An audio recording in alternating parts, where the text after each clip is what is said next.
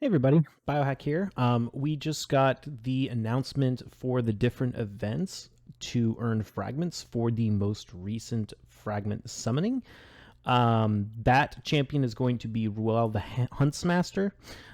He's a legendary attack type champion, Spirit Affinity in the Dark Elves faction. I'm not going to go through his kit in this video. There's a lot of other content creators that have gone over him. But my general thoughts are he seems okay. People are pairing him with Thea the Tomb Angel, but really, I don't know. This champion seems decent. Like he's nothing to get super excited about for me. I don't think he's going to be an account changer by any means. I probably won't even level him. I'll probably just put him in the vault. But that being said, I'm still probably going to do the fragment summoning event just because you never know what's going to happen with the meta, and if you can do it without spending an unreasonable amount of resources and do it fairly efficiently, I think you should go ahead and just try and do pretty much any fragment summoning event you can. So with that being said, I'm going to talk about sort of the strategy I intend to utilize as I go for this fragment summon, and hopefully that'll give you some idea of what the best way for you to do it is, or give you some ideas on how you might want to optimize it. So first, I'm not going to go and read off where every fragment comes from, but needless to say, this is all in game. And then I would say that this fragment summon is probably going to be easier than the Brogni. In total, you can get 160 champion fragments. Of course, when they say that, they're also including the fact that you can earn 5 fragments from winning either first or second place in the tournaments. So 40 fragments of that 160 come from tournament wins, which are not a reliable way to get fragments. But the way I see it is you essentially have sort of 3 different resources in this game you need to use to do a fragment summon like this. You have energy, which is pretty straightforward. And I would say that most of the categories for these summon events fall under an energy. That would include things like dungeon divers, where you need to farm. Even the artifact enhancement event, like, yes, it requires silver, but you get silver by spending energy. So I can still consider that like an energy driving thing. If you have a bunch of gems, you can just keep refilling your energy, running dungeons until you have enough silver to do the artifact enhancement. So that's still like an energy cost in my mind. Champion training is the same sort of deal. Of course, if you have a lot of like brews saved up like I do, you can kind of get around like using energy on that exactly, but ultimately you can complete this event by purely utilizing energy. And then the next sort of category of resource you would have would be your classic arena tokens for the arena takedowns. If you're farming gold 4 or reasonably high up in arena, this is pretty easy. These are never really a problem for people for the most part. I mean, unless you're like brand new early game farming like bronze, then it might be a little bit of a struggle. But once you're a decent way in the game, the arena takedowns aren't really a big issue in terms of the fragment summon, unless you try and actually win them to get the extra 5 fragments from winning the tournament, which is a viable strategy, and one that I like to do actually, but just keep that in mind. And then of course the last resource that you need, that is sort of the hard one, this is the one that messed up a lot of people when it comes to Brogni, is you need shards, right? You need the shards to do either the summon rush or the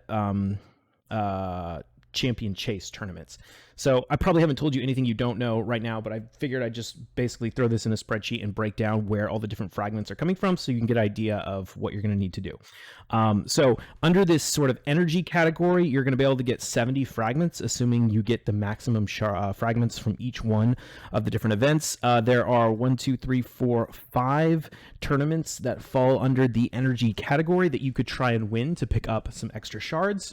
We could get another 10 from the arena takedowns, the 2 of them together, and then these are both tournaments as well, so you could pick up a potential another 10 fragments if you win those tournaments. So what this means is that there's more than enough fragments to essentially have to pull no shards to get this champion if you win the tournaments. If you don't win any of the tournaments, you're looking at about 80 fragments from just energy-based methods of obtaining them. And that means basically you're going to need to pick up another 20 fragments from either Champion Chase or Summon Rush.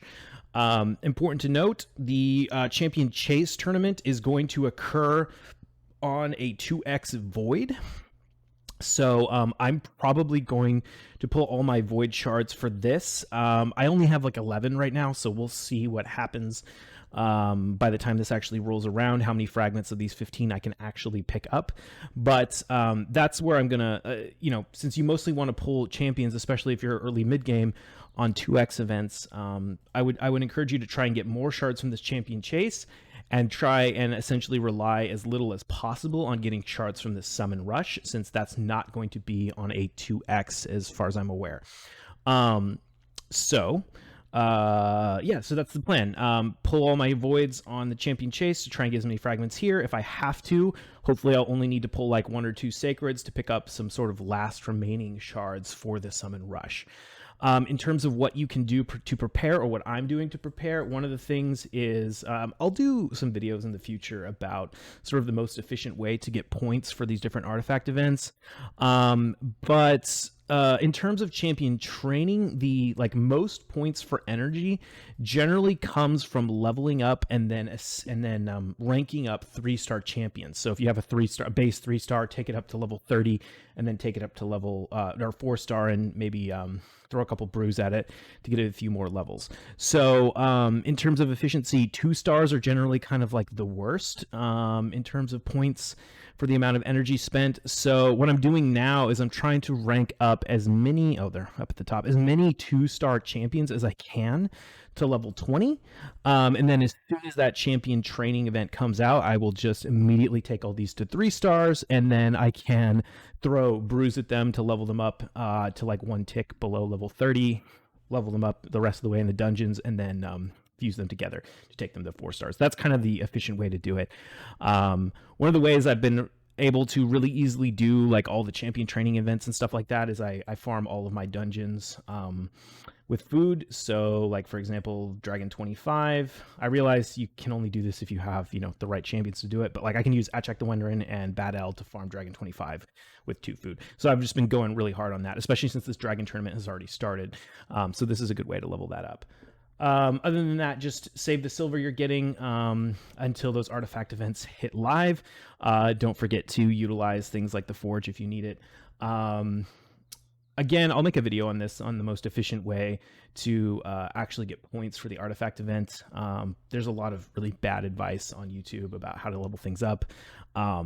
The best thing you can probably do is take your gear all the way up to like level 15, and then as soon as the artifact event starts, just tap it right over that line to plus 16.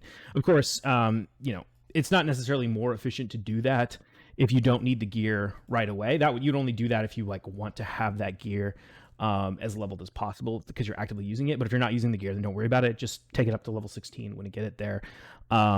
A lot of people recommend leveling up your gear to level 8. Leveling up to level 8 is actually like the least silver efficient way to get points for the artifact enhancement event. So don't level up gear to level 8 and then sell it unless it's actually gear you want to level up. Because you think you're looking for certain stats and you want to see how the rules go. Don't just level up garbage to level 8 and sell it. That's really bad advice. People tell you to do that all the time, and it's terrible. So don't listen to them. I think that's pretty much it for now. Like I said, maybe I'll do some videos on an actual breakdown on the math of how all that stuff works. But hopefully you found this a little bit helpful, and I will see you all in the next one. Cheers.